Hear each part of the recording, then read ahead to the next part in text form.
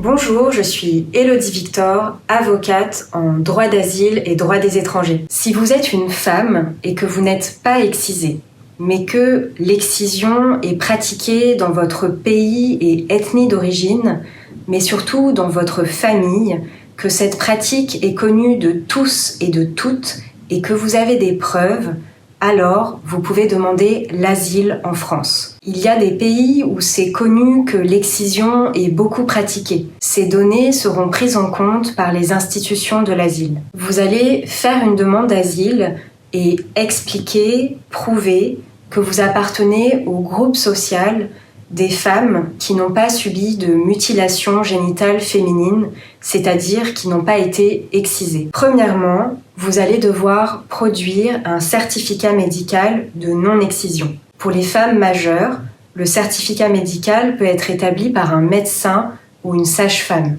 Il n'y a pas de protocole spécifique. Deuxièmement, vous allez devoir justifier que l'excision est pratiquée dans votre famille, maternelle, paternelle, ou éventuellement votre belle famille. Vous allez pouvoir produire cette fois-ci des certificats d'excision d'autres femmes de votre famille pour montrer que l'excision est bien pratiquée dans cette famille. C'est une preuve, mais il faudra aussi bien expliquer ce que vous savez de ces traditions et de ces pratiques.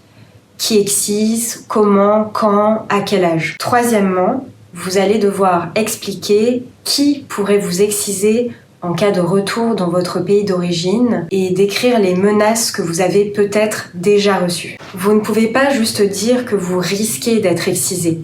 Vous devez dire par qui, comment et pourquoi. Vous devez expliquer pourquoi vous avez peur en cas de retour dans votre pays d'origine. Vous pouvez produire des preuves comme des attestations de témoignages de personnes qui ont connaissance des faits ou encore des captures d'écran des messages de menaces que vous avez reçus. Vous compléterez avec votre récit et vos explications. Quatrièmement, vous allez devoir expliquer que vous ne pouvez pas vous protéger vous-même, par exemple en évitant de retourner dans votre famille. Parmi les facteurs de vulnérabilité vont être pris en compte le milieu social, l'isolement, la qualité de mère célibataire, les traumatismes psychologiques, les maladies ou encore les violences sexuelles subies ou un mariage forcé. Vous allez pouvoir produire pour en justifier des certificats médicaux et des attestations de psychologues. Vous le comprenez, ce n'est donc pas simple